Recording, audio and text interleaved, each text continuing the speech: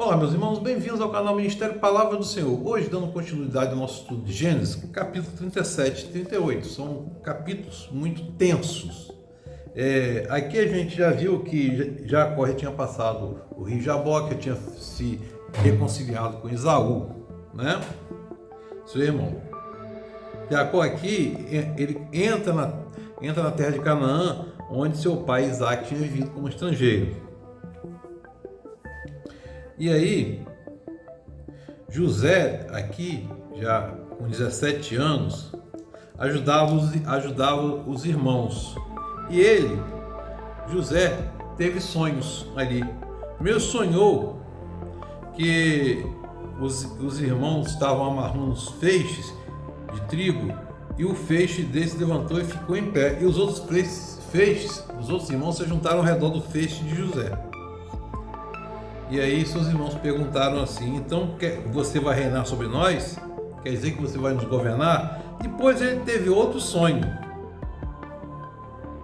Contou que o sol, a lua e as 11 estrelas se curvavam diante dele, porque José seria a 12ª estrela, né? Jacó teve 12 filhos. E aí, novamente, os irmãos ficaram perguntando: você vai governar sobre nós? Né? E aí, meus irmãos, minhas irmãs, meu irmão e minha irmã, os irmãos de José começam a arquitetar um plano para vender José. E aí, arquitetaram um plano primeiro para matar José, mas o irmão mais velho, Rubem, filho de Lia, não deixou. Mas venderam José, colocaram José num poço, né? Sujaram a roupa de José de sangue e levaram ao pai Jacó, dizendo que ele tinha sido devorado por uma fera. E assim José é levado para o Egito por mercadores ismaelitas. Lá, olha só como é que a história caminha. Mercadores ismaelitas, descendente de Ismael, filho de Abraão. Lembra que Ismael é o primeiro filho de Abraão com a egípcia Agar. Isaac é o segundo. E aí, meu irmão e minha irmã, José foi levado para o Egito. No capítulo 38, meu irmão e minha irmã, nessa época aí mesmo, Judá, que era um dos filhos de Jacó, deixa a terra lá onde estava morando, em Canaã, né? E vai viver com um homem de Adulão. E esse capítulo aqui ele é muito assim, traz alguma repulsa, né? Porque ele vai viver com um homem de Adulão chamado Ira. E aí encontra a filha do cananeu, de um cananeu chamado Suá, e casou-se com ela, contrariando a ordem de Isaac para Jacó se casasse com uma mulher do seu clã, da sua descendência, né? Ele próprio Judá, ele não era politeísta, ele era monoteísta, né? Casou, engravidou e deu à luz um filho que deu o nome de Er. Depois tornou a engravidar e deu o nome de Onã. E ainda teve outro filho que chamou de Selá.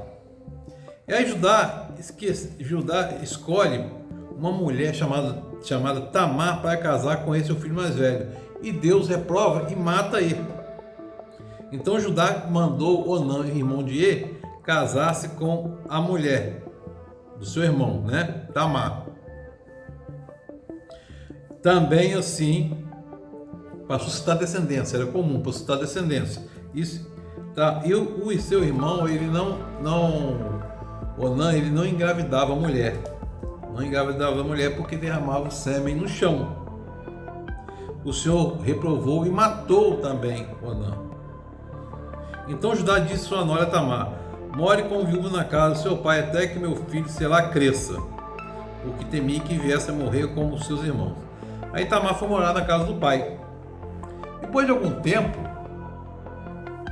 por algum tempo, Judá foi ver os tosqueadores do seu rebanho em Timná, com seu amigo Iro, o Adulamita. E aí, Tamar soube que seu sogro estava a caminho. Ela se trocou roupa, cobriu-se com véu para disfarçar e foi sentar-se à entrada do caminho de Timina. Ela fez isso porque viu que, embora Selá já fosse crescido, ele não tinha sido dado em casamento. Judá viu, pensou que fosse uma prostituta, porque havia coberto o rosto.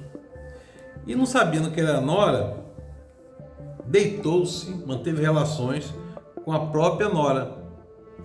Olha só que tensão. Teve relação com a própria nora. E meu irmão, dessa relação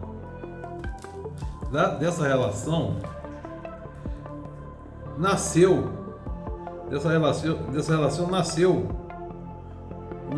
um filho. Nasceu um filho. Primeiro nasceu Perez e Zerá. Nasceram 2 filhos, Perez e Zerá, filho de Tamar com seu sogro Judá. A gente está vendo que esse capítulo é um capítulo tenso, né? Mas é um capítulo que começa a encaminhar para a entrada de Jacó no Egito. Que o Espírito Santo de Deus tenha sobre nós, nos capacitando a entender a mensagem.